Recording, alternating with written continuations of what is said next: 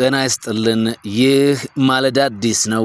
የአፍሪካው ቼ ጉቬራ የፓን አፍሪካኒዝም አቀንቃኙ አብዮተኛ የቀኝ ገዢዎች ራስ ምታት ካፒቴን ቶማስ ሳንካራ። ሳንካራ ወታደር ነው። ሳንካራ ወታደራዊ መሪ ነው። ደግሞም ሳንካራ ጠቅላይ ሚኒስትርና ፕሬዝዳንት ነው። ምን አለፋችሁ ሳንካራ ብቻውን ቡርኪና ፋሶ የሚባልም ሀገር ነው። በመሪ ደረጃ ብቸኛው የሀገሩን ብሔራዊ መዝሙር ያቀናበረም ነው።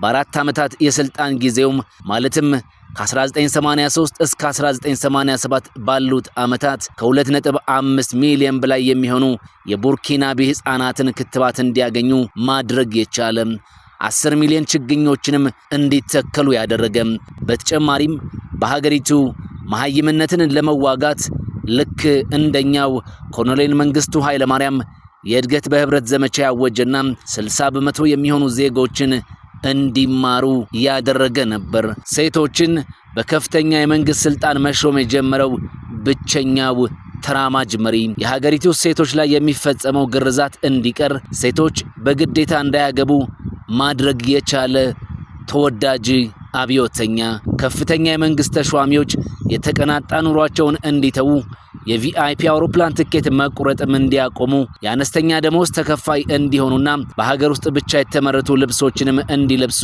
ያደረገም ጭምር ነው።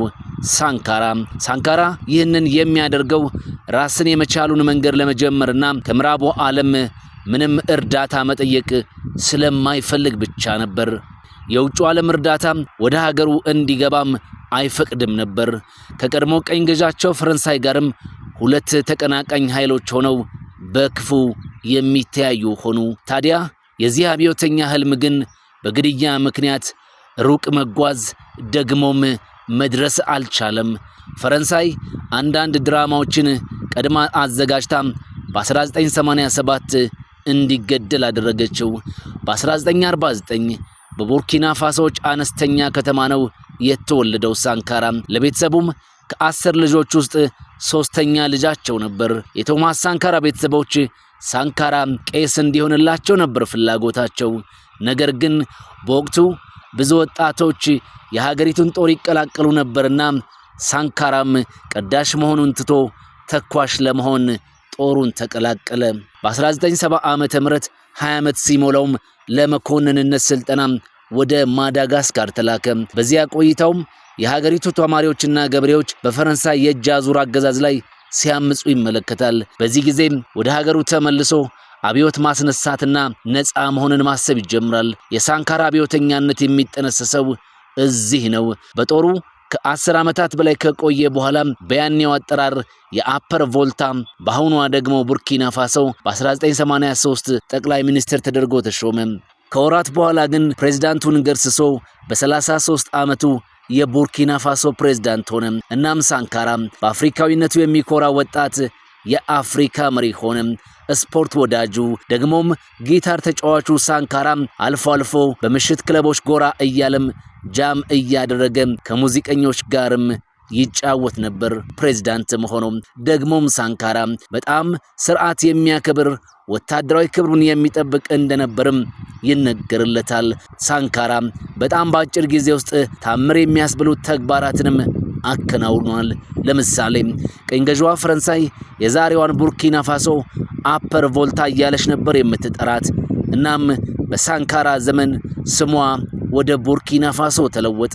ከ2.5 ሚሊዮን በላይ ሕፃናትን የቢጫ ወባና የኩፍኝ ክትባት መስጠት የቻለ፣ በሀገሪቱ የነበረውን 13% የተማረ የሰው ኃይል ወደ 73% ከፍ ያደረገና መሐይምነትን በ4 ዓመታት የተዋጋ፣ የውጭ እርዳታ የሚባል ወደ ሀገሩ እንዳይገባ ያደረገ መሪ ነው ካፒቴን ሳንካራ። በአንድ ወቅት አንዳንዶች እንዲህ እያሉ ይጠይቃሉ፣ ኢምፔሪያሊስት ትላለህ፣ የት አሉ ይሉኛል። እስኪ ምግባቸውን ተመልከቱ። ስትመገቡ ይታያሉ። ስትመገቡ ሩዛቸውን፣ ስንዴያቸውንና በቆሏቸውን ታያላችሁ። ኢምፔሪያሊዝም ማለት በቃ ይሄ ነው፣ ብዙ ሩቅ መሄድ አያስፈልግም እያለም ለህዝቡ ያስረዳ እንደነበርም ይታወቃል። እናም ህዝቡን ከዚህ ለማላቀቅ በፊውዳሎች ተይዞ የነበረውን መሬት ለጪሰኛው እንዲደርሰው አደረገም። ይህንን በማድረግም በ3 ዓመት ጊዜ ውስጥ ብቻ በሄክታር 1700 ኩንታል ስንዴ ይመረት የነበረውን ወደ 3000 ኩንታል ከፍ ማድረግ ቻለ። በዚህም በምግብ ራስን የመቻል ጉዞ ጀመረ።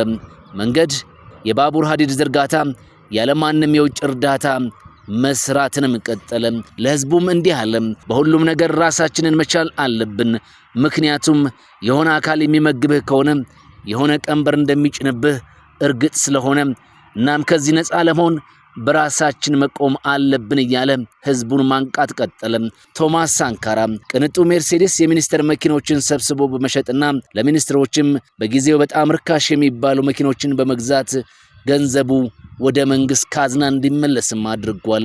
በተጨማሪም የሁሉንም የመንግስት ሰራተኛ ደሞዝ የራሱንም ጭምር እንዲቀነስና ወደ ሌሎች የልማት ስራዎች እንዲውልም ያደረገ አብዮተኛ መሪ ነው።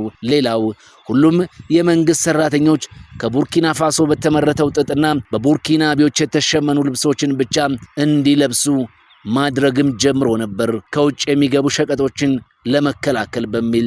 ሳንካራም ሞተር ሳይክል በጣም ይወዳል። በሚንቀሳቀስበት ቦታ ሁሉ የሚያጅቡትና የሚጠብቁት ሴት ሞተረኞች ነበሩት።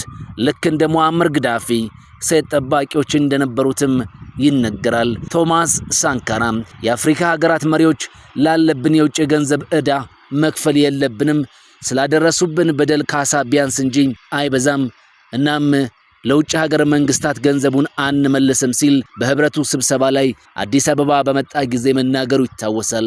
ካፒቴን ቶማስ ሳንካራ እንደ ፊደል ካስትሮ ደግሞም እንደ ኮሎኔል ግዳፊ በምዕራቡ አገራት አይወደድም ነበር። ጥቅምት 15 1987 ልዩ የካቢኔ ስብሰባ ላይ በተቀመጠበት ካፒቴኑን ህልመኛውንና አብዮተኛውን ሳንካራን ገደሉት። ሳንካራ በአንድ ወቅት እንዲህ ብሎ ነበር፣ አብዮተኞች ሊገደሉ ይችላሉ፣ ነገር ግን አብዮት አይሞትም ነበር ያለው።